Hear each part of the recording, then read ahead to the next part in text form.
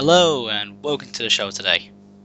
Today I'm truly privileged to be talking to my guest as he was one of the makers of the first ever machinima.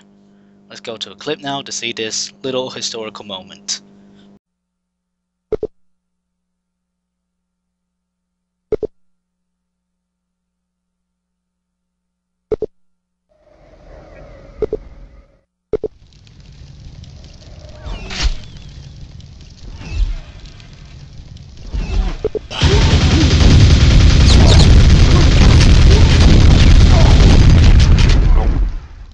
Isn't that just brilliant to look at, folks?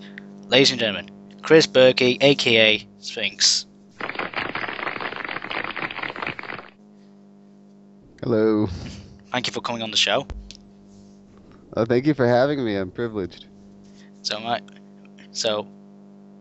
what got you? I mean, this is 1996. Quake has its own little theatre mode to record gameplay. So what got you and your friends to turn around and say, "Hey, let's make a movie in this"? What inspired you?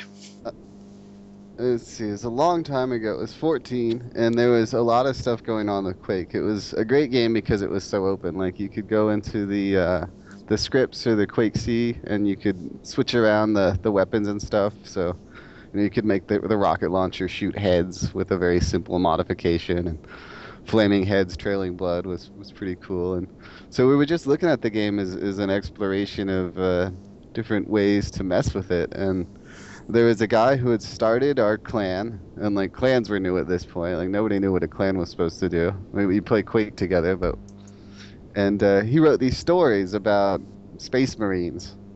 And it occurred to me that you could bind a key to write out a string of chat message, and that would show up in the demo. So I was like, well, you've got demo recording everything you do, and you've got the ability to say a whole line of dialogue and just a key press. There's nothing to stop you from making a movie. And so I put together this little movie of a character fighting the boss of the first stage of Quake, and Heath Brown, the leader of the whole clan at that point, Cold Sun, had written a story about the guys fighting their way through the levels of Quake, and so I kind of did like an homage of that. And I wanted him.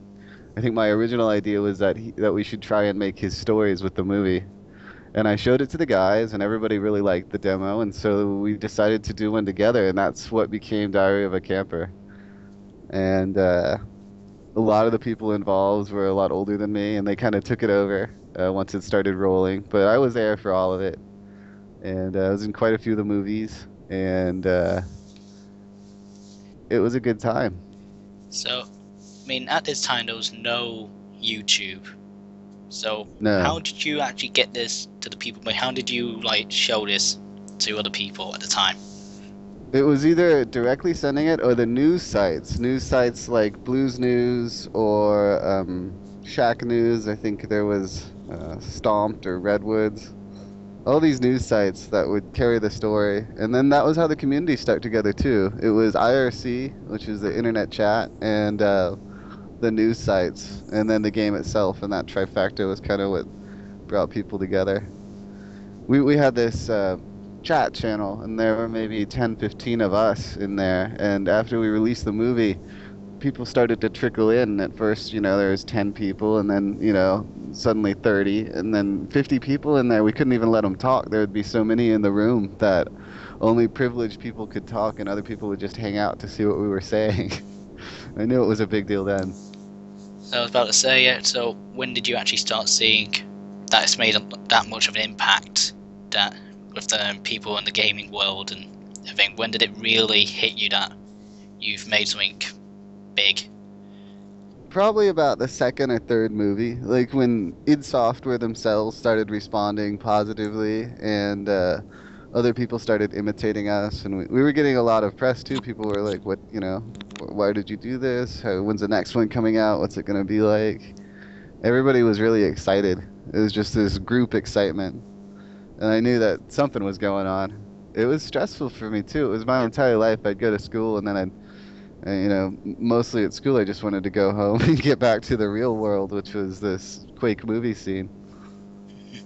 So, what? I mean, this was 14 years ago, and so all the way to now. What? I mean, have you seen any more machinima now? Do you watch any Oh machinima? yeah, I've tracked it. I mean, a couple of times through the years, I've gotten requests that they use Diary of a Camper in different art shows, and I've watched, the red versus blue, and kind of I've seen it on TV. I mean, I've seen it all over the place. It's big now. And meanwhile, I've actually ended up working in the video game industry. So I've stayed close.